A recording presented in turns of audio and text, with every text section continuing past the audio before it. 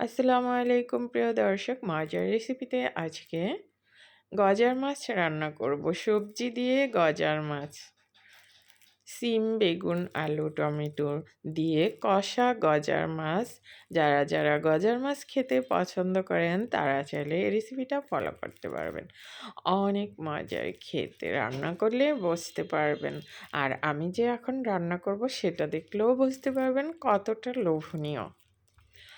আর এই সবজি দিয়ে, ফুলকপি দিয়ে রান্নাটা করলে অসম্ভব সুন্দর একটা স্মেল বের হয়।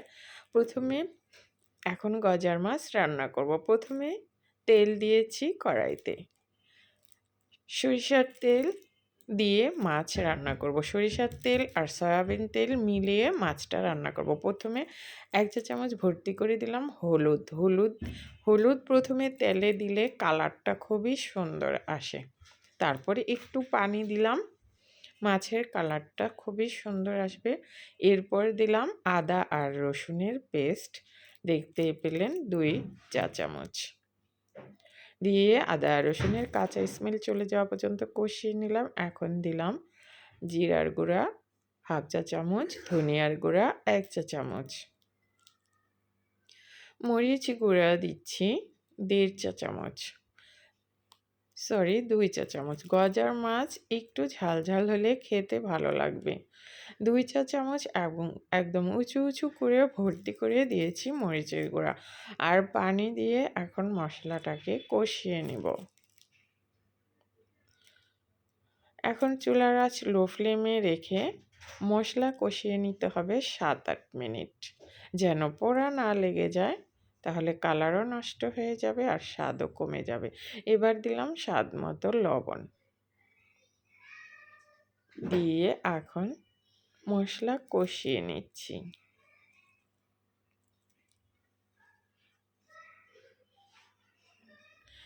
এখন এই যে এখানে গজার মাছ আমি লবণ মাখিয়ে রেখে দিয়েছিলাম 4-5 ঘন্টা। রাতে মেখে রাখলেও একদম শক্ত হয়ে যাবে, এটা কষানোর সময় আর ভেঙে যাবে না, মাছটা খেতেও ভালো লাগবে। আমি লবণ মাখিয়ে রেখে দিয়েছিলাম 6-7 ঘন্টার মতো। এরপর শক্ত হয়ে গেছে, ভালো করে ধুয়ে নিয়েছি। এরপর এখন এই যে মশলা কষানো হয়ে গেছে, দেখতে পাচ্ছেন তেল উপরে ভেসে উঠেছে। এ পর্যায়ে এখন গজার মাছগুলো দিয়ে দেব। গজার মাছ কিন্তু খেতে অনেক মজার হয়। একবার রান্না করে এভাবে খেয়ে দেখবেন, এভাবে অনেক মজার হয়। আমার মায়ের হাতের রেসিপিতে এই রান্নাটা আমি আজকে করছি। আমার মা এভাবে গজার মাছ রান্না করতো, খেতে অনেক স্বাদের হতো। সেই রেসিপিটি আমি আপনাদের সাথে শেয়ার করছি। এখন মাছ কষিয়ে নিব, সাথে দিলাম নতুন আলু। আর এই মাছের আলুটা খেতে কিন্তু খুবই ভালো লাগে, নতুন আলু বিশেষ করে। এখন মাছের সাথে আলুও কষিয়ে নিচ্ছি। বেশ কিছু সময় ধরে কষাতে হবে, যেন তেল উপরে ভেসে ওঠে, কষাতে যেন পোড়া না লেগে যায়।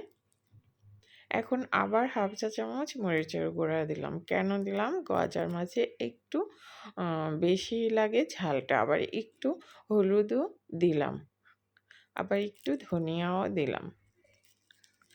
এখন এই যে মাছটাকে কষিয়ে নিচ্ছি নেড়ে চেড়ে। দেখেন মাছটা কিন্তু আমি নেড়ে চেড়ে কষাচ্ছি, কোনোভাবেই মাছ কিন্তু ভেঙে যাচ্ছে না। ওই যে লবণ দিয়ে টাইট করে নিয়েছি। এখন বেশ কিছু সময় কষানোর পর এরপরে যে সিমগুলো দিয়ে দিলাম। সিম দিয়ে আবার মাছের সাথে কষিয়ে নিচ্ছি।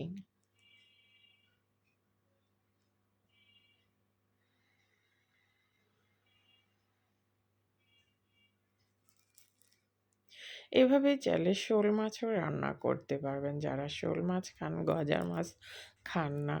এরপর এভাবে আইড় মাছও রান্না করতে পারবেন, যে কোনো বড় মাছও এভাবে রান্না করতে পারবেন। যে মাছটা খেতে পছন্দ করেন সে মাছটাই এভাবে রান্না করে খেয়ে দেখবেন। এখন গ্রেভির জন্য পানি দিয়ে দিচ্ছি কষানো হয়ে গেলে।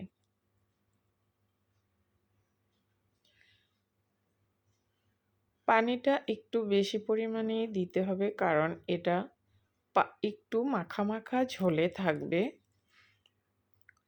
আর সবজিগুলোও তো সিদ্ধ হতে হবে, সেজন্য সবজি মাছ কিছুটা ভেসে থাকবে, কিছুটা ডুবে থাকবে, সেভাবে পানিটা অ্যাড করতে হবে। এখন এই যে ফুলকপিগুলো আমি লবণ পানিতে ভিজিয়ে রেখেছি, ছোট পোকা টোকা যদি ভিতরে থেকে থাকে সেগুলো বেরিয়ে আসবে। এখন আবার ধুয়ে নিলাম। এই পর্যায়ে এখন কপিগুলো ভেজে নিব। লবণ আর হলুদ দিয়ে সামান্য তেল দিয়ে কপিগুলো ভেজে নিব। কপিগুলো যদি ভেজে মাছে দেন তাহলে এর স্বাদ অনেকাংশে বেড়ে যায়। আর কফি থেকে খুব সুন্দর একটা স্মেলও বেরোয়। এই পর্যায়ে এখন বলক এসছে, এই পর্যায়ে এখন বেগুনগুলো দিয়ে দিলাম, কালো বেগুন। কারণ বেগুনটা যদি সিমের সাথে ব্যবহার করি তাহলে গলে যায়, অনেকটা গলে যায়, তাই আমি একটু পরে অ্যাড করলাম। আবার কেউ চাইলে সিমের সাথেও অ্যাড করতে পারবেন যারা গলা গলা বেগুন খেতে পছন্দ করেন। এ পর্যায়ে আমার এই যে কফিগুলো ভাজা হয়ে গেছে। এখন এই যে বলক চলে আসছে, চুলার আঁচ মাঝারিতে রেখে রান্না করলাম 5 মিনিট। 5 মিনিট পর আবার এই যে কফিগুলো দিয়ে দিলাম। কফি আবার 2-3 মিনিট রান্না করার পর টমেটোগুলোও দিয়ে দিলাম। এবারে বুঝতে পারছেন তো এ মাছের ঝোলটা খেতে কতটা মজার হবে। আর এখানে নিয়েছি পেঁয়াজ, রসুন, তেজপাতা, জিরা বেরেস্তা করে আমি ব্লেন্ড করে নিয়েছি। এটা আমি মাছের মধ্যে দিয়ে দিলাম। এটা দিলে মাছের কালারও চেঞ্জ হয়ে যাবে, গ্রেভি ঘন হবে, আর দেখতেও খুব সুন্দর লাগবে, খেতে খুবই মজার হবে, আর স্মেলটা খুবই ভালো আসবে এই পেঁয়াজের বেরেস্তা পেস্টের জন্য। পেঁয়াজ, রসুন, জিরা, তেজপাতা ভেজে ব্লেন্ড করে নিয়েছিলাম। এ পর্যায়ে আমার রান্নাটা হয়ে গেছে দেখেন। 10 মিনিট রান্না করেছি। এখন ধনিয়ার পাতা কুচি দিয়ে আর 5 মিনিট দমে রাখবো। 5 মিনিট পর ফিরে আসলাম। এই যে দেখেন আমার রান্নাটা কমপ্লিট। আপনারা যদি আরও একটু ঝোল টানতে চান তাহলে চুলার আঁচটা এই পর্যায়ে একটু বাড়িয়ে টেনে নিবেন। তৈরি হয়ে গেল মজাদার